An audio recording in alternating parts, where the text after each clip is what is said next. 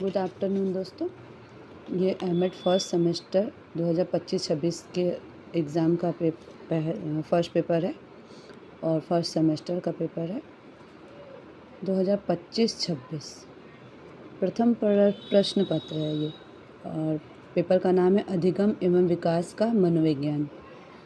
आपको पेपर के लिए 3 घंटे का पूरा समय दिया गया है और मैक्सिमम मार्क्स 100 मार्क्स के। नोट कुल 5 प्रश्नों के उत्तर देना है। 40 अंकों का लघु उत्तरीय प्रश्न अनिवार्य है। प्रत्येक इकाई से 15 अंकों का एक एक प्रश्न किया जाना है। इसमें खंड अ, खंड ब जो है यूनिट के अकॉर्डिंग डिवाइडेड है, जो आपको पढ़ाए गए होंगे। आइए हम लोग पेपर को डिटेल से पढ़ते हैं।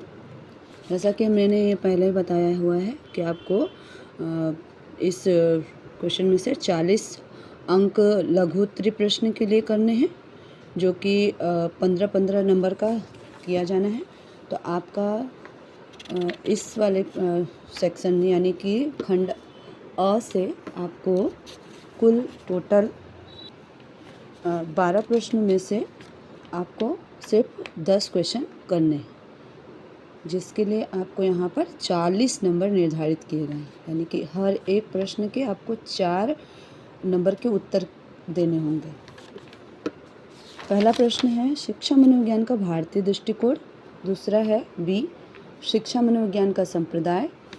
तीसरा है मानवतावाद का शिक्षा में योगदान। चौथा है गैने के अधिगम पदानुक्रम का वर्णन कीजिए।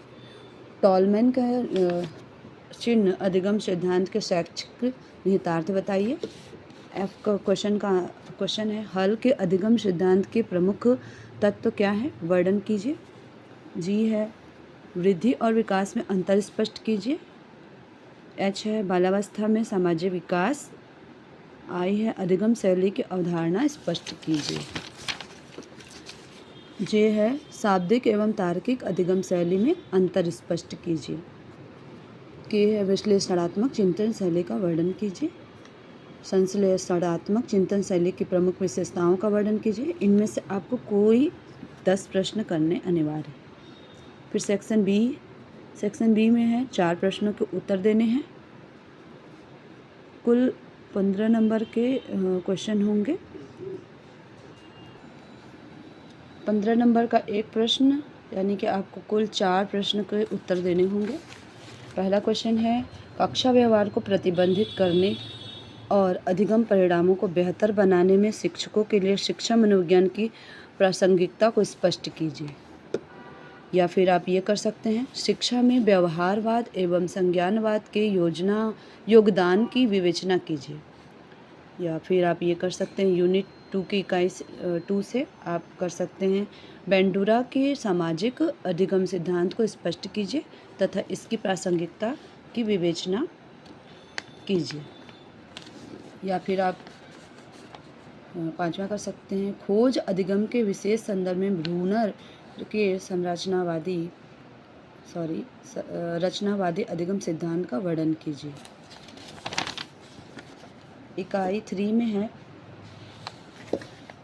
क्षेत्र पर निर्भर और क्षेत्र से स्वतंत्र संज्ञानात्मक शैलियों के मध्य अंतर स्पष्ट कीजिए और सीखने के व्यवहार पर उनके प्रभाव का वर्णन कीजिए।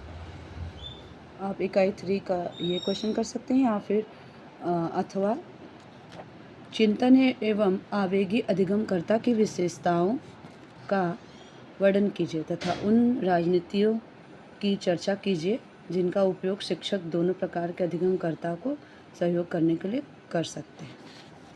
इकाई 4 है संस्कार के संदर्भ में विकास के भारतीय सिद्धांत की व्याख्या कीजिए तथा संज्ञानात्मक विकास एवं सामवेगिक विकास का वर्णन कीजिए। 9 या फिर आप ये कर सकते हैं कोहल वर्ग के नैतिक विकास के सिद्धांत का आलोचनात्मक परीक्षण उपयुक्त उदाहरणों के साथ दीजिए।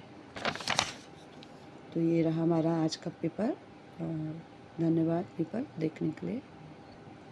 अगर आपको पसंद आता है तो प्लीज़ लाइक एंड सब्सक्राइब कीजिए ताकि मैं आगे के और महत्वपूर्ण पेपर्स इसमें आपको यूट्यूब के माध्यम से दे सकें। धन्यवाद दोस्तों।